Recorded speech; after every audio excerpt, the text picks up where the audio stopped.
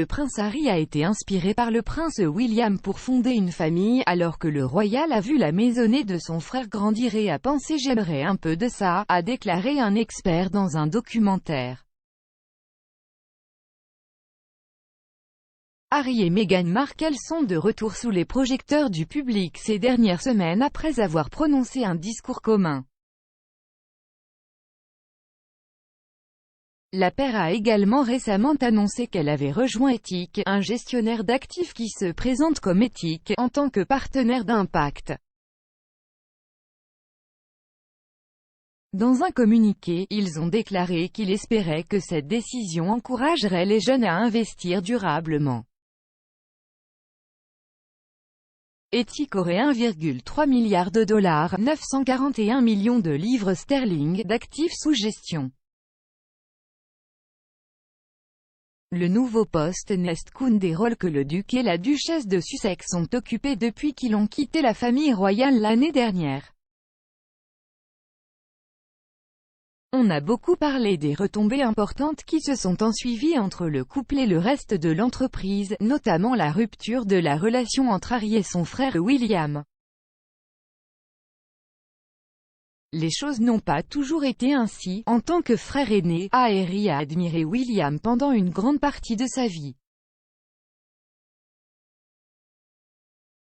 Enfant, les jeunes princes étaient inséparables. Ensuite, William est parti à l'université, où il rencontrerait sa future épouse, Kate Middleton. La duchesse de Cambridge est rapidement devenue une partie de la vie royale et a noué des liens étroits avec Harry. William et Kate se sont mariés en 2011 et ont eu 3 enfants. Pendant que tout cela se passait, Harry avait 2 petites amies, Chelsea Davy et Cressida Bonas. Mais, comme l'a noté l'auteur royal Eve Pollard lors du documentaire 2019 de Channel 5, Royals at War, Harry n'a jamais semblé s'installer. Dans ses 2 filles, Chelsea et Cressida, je pense qu'il avait de bonnes relations, mais il cherchait autre chose. Robert Jobson, également auteur royal, a suggéré à Harry de se tourner vers William pour trouver une source d'inspiration pour ses propres rêves familiaux. Il a déclaré, il avait vu la relation de son frère qui était très proche et très heureuse, son frère était devenu papa. Et je pense qu'il pensait, j'aurais un peu de ça. Mais d'abord, je dois trouver la bonne femme. Harry a rencontré Meghan à l'été 2016, et le couple a immédiatement sympathisé. La correspondante royale Katie Nicholl l'a décrite comme géniale, dynamique et amusante. Le couple avait beaucoup en commun, à savoir leur passion pour le travail caritatif, qui est évidente aujourd'hui. En septembre 2017, Meghan et Harry ont été photographiés pour la première fois se tenant la main en public alors qu'ils assistaient à la cérémonie d'ouverture des Jeux Invictus à Toronto. Jusqu'à présent, ils avaient pour la plupart évité les projecteurs. Dans une interview à Vanity Fair à l'époque, Meghan a déclaré « Nous sommes 2 personnes vraiment heureuses et amoureuses.